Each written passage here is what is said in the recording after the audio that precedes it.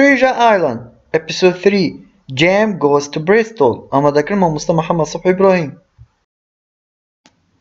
پشتی بورینا پتر سێ هەفتەیە دووی وەختیدا جێم گەل زەڵامی ترۆلۆنی ناوێوی ئۆڵد تۆم ڕیدۆت مانە هۆڵێدا و نامەیەکش ئۆڵد ئەنکۆر شلای ترۆلۆنی هات بۆ جێمی. The squire went to Bristol to outfit a ship and get us ready to go to sea, and it took longer than he thought. The doctor had to go to London to seek a physician to take over his practice. And I stayed at the squire's house with Tom Redruth, his loyal gamekeeper. I spent all of my time brooding over the map, and I was full of sea dreams and anticipations of strange islands. But I never imagined anything as strange and tragic as what our actual adventures would be. After I'd spent many weeks daydreaming by the fire, Tom came to me and said, "This letter arrived." I opened the letter and read aloud, Old Anchor Inn, Bristol, March 1st, 1746. Dear Livesey, I don't know whether you are at home or in London, so I'm sending this letter to both places. The ship is ready, and you won't believe how sweet she is. A child could sail her.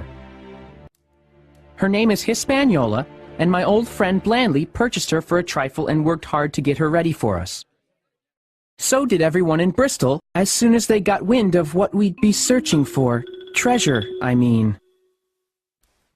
Oh, Dr. Livesey won't like that, I commented. He told the squire not to talk about the treasure. Finding a crew was difficult. I needed about 20 men, and I had a devil of a time finding even half a dozen. But then the most remarkable luck brought me the very man I required. He's an old sailor who owns a tavern and knows all the seafaring men in Bristol. He told me he'd been ashore a long time and wanted a position as cook to get to sea again.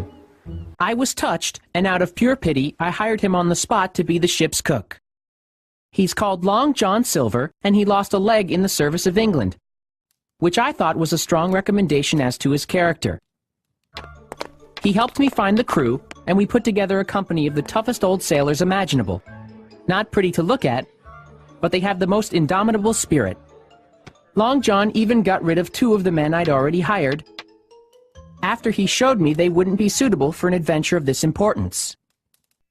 Let young Hawkins stop to see his mother, with Tom Redruth, and then both should come to Bristol immediately. John Trelawney. Postscript. Blandley also found an admirable fellow to captain the ship. He's a bit businesslike and stiff, but in all other respects, a treasure. The next morning, we set out on foot for the Admiral Benbow, and I found Mother in good spirits. The next day, after dinner, I said goodbye to Mother, and the cove where I'd lived since I was born, and the dear old Admiral Benbow. When I opened my eyes, it was morning, and we were in a bustling city. Where are we? I asked. "Bristol," Tom said. "Get out."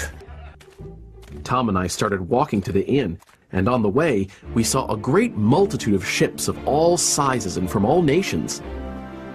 On one ship, sailors were singing at their work, and on another, men were aloft, high up on ropes that seemed no thicker than a spider's thread. Suddenly, we came to the inn and met Squire Trelawney, who was all dressed up like an admiral. "Here you are!" he cried. "The doctor came last night. Bravo! The ship's company is complete." With a laugh, "We sail tomorrow."